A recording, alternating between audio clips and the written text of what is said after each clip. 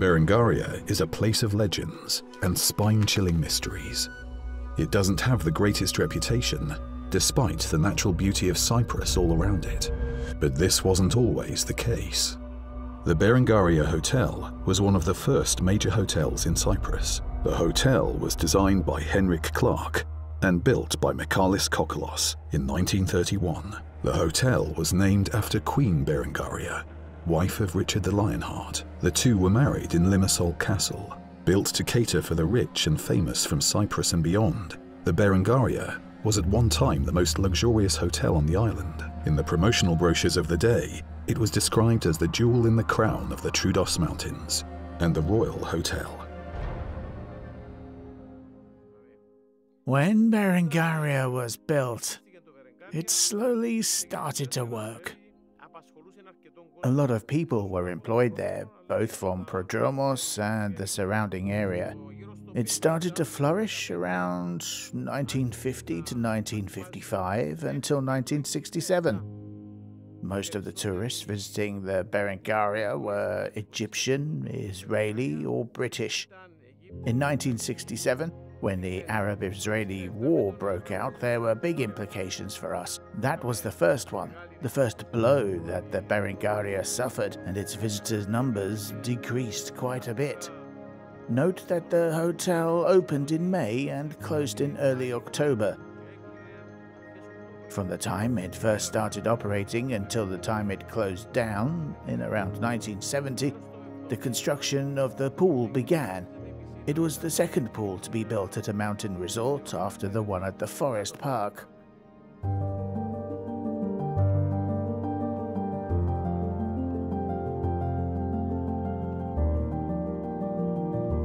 When I was a student, I used to work in the cafeteria at the Berengaria Hotel, which was in the northern area, the northeast area, and I would make the coffees in the garden, outside, or in a small room where we brewed the coffees, lemonades, and other drinks in the mornings. What I remember from the Berengaria is that besides the tourism that the hotel attracted, there was also the nightclub, which entertained the youth of that time. Great personalities from Cyprus and abroad used to come to the club at the hotel and party till the early hours. And the other thing I have to say is that the restaurant in the Berengaria was one of the finest restaurants, one of the finest in all of Cyprus, I would even say.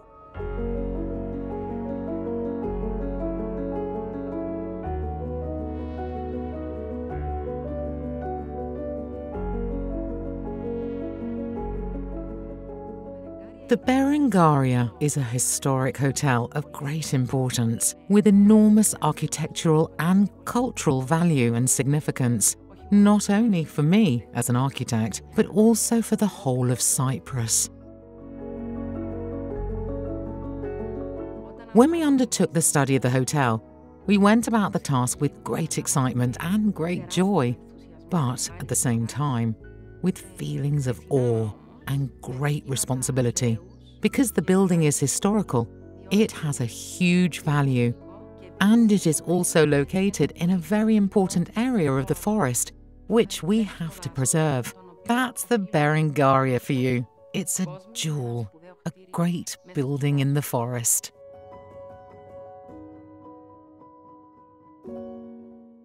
The village, besides the fact that several people worked at that particular hotel, whatever fruits, vegetables, even milk from goats and so on, eggs were provided. It was all.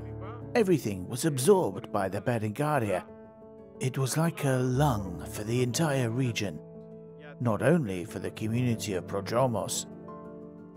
In addition to the fact that many lived on the wages they received, there was also the tourism.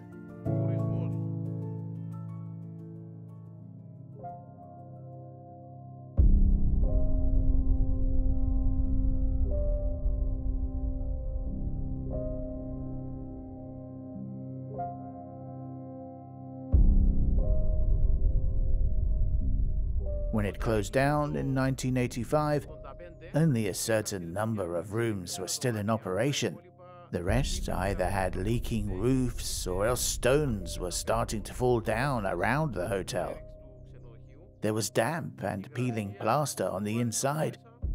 And when the Berengaria closed down, the hotel changed hands. The first disaster that happened was that everything was auctioned off. The first one that took it over, all the items inside were auctioned off. There were priceless things inside. Everything. The utensils were silver-plated. There was silver that was used. The household utensils, porcelain, plates, etc. Platters, everything. Everything was top quality. All those items were auctioned off. Several fellow villagers bought them, and the hotel was completely emptied out. After the Berengaria closed down in 1984, a plethora of myths and legends about the place began to spring up and proliferate, mostly via social media. They all died mysteriously. Is there an abandoned hotel that isn't haunted?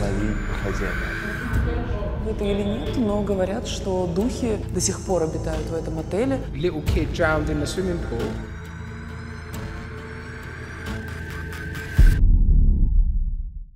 Everything you hear about the Berengaria is a myth. It's not the truth.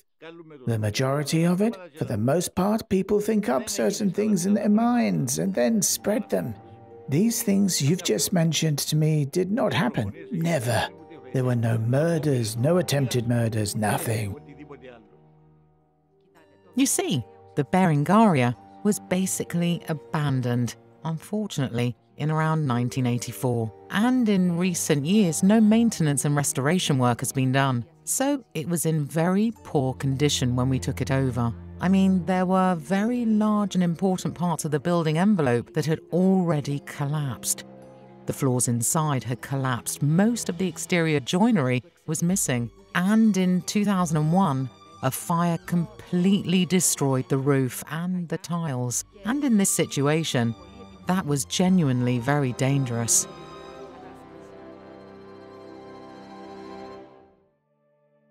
Starting visiting Berengaria, I understood what we was losing. And even us, as a permanent resident here in Cyprus, what we was losing from the beauty of the mountains.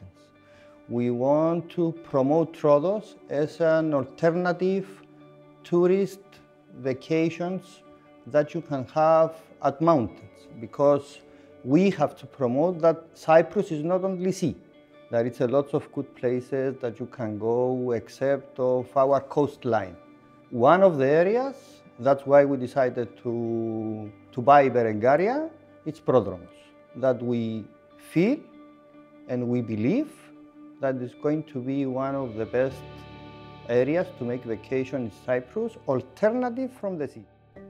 Our main, or our most basic problem or goal, if I can put it like that, with which we're starting and finding important solutions, is that the building is a listed building and we have to combine all the spaces and the required specifications within a listed building with specific dimensions and specific limitations, so that the building can eventually host a magnificent hotel with all the amenities a hotel needs today.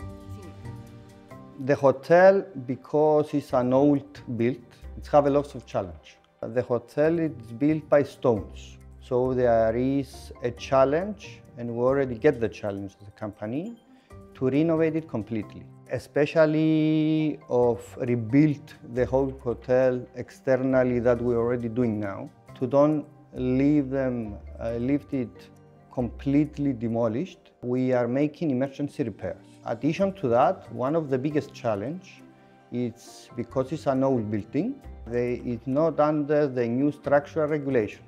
So we are in the process in order to reconstruct the whole structure and make it safe once and for all. I should mention that the plan of the hotel resembles an eagle. It's symmetrical. The central tower actually symbolizes the eagle's head and the right and left wings. It's spread wings. Well, the three towers, the central tower and the two outermost towers, are very important elements architecturally. The most luxurious suites and the most luxurious apartments, the luxury flats, will be maintained and integrated within them on the first and second floor, and will have small balconies.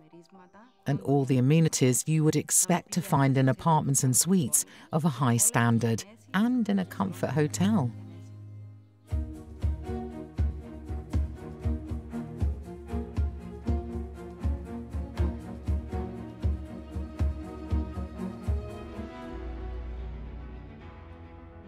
I believe that our message is rebirth.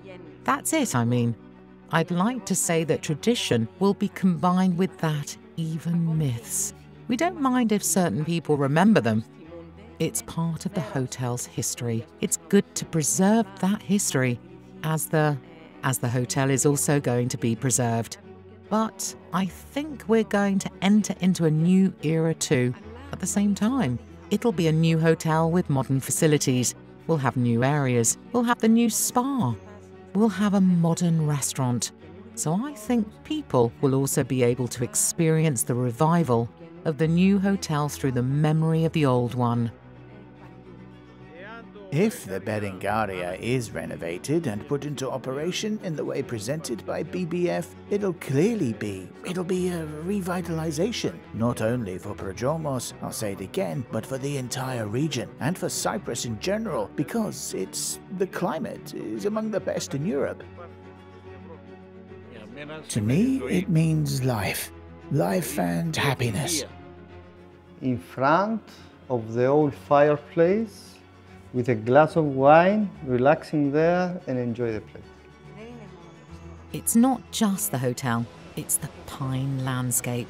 It's the sound or the silence of the forest. It's the smell, that characteristic smell of pine. It's the distinctive topography with the strong variations in height, and the Berengaria in its dominant position at the highest point of the hill. It's the grey stone, which is widespread, not only in the Berengaria, but throughout the whole region too. It's the abundant light in the forest and the whole landscape in general. The sounds, the birds, the rustle of the wind. These are all elements that inspire and move me every time I come here.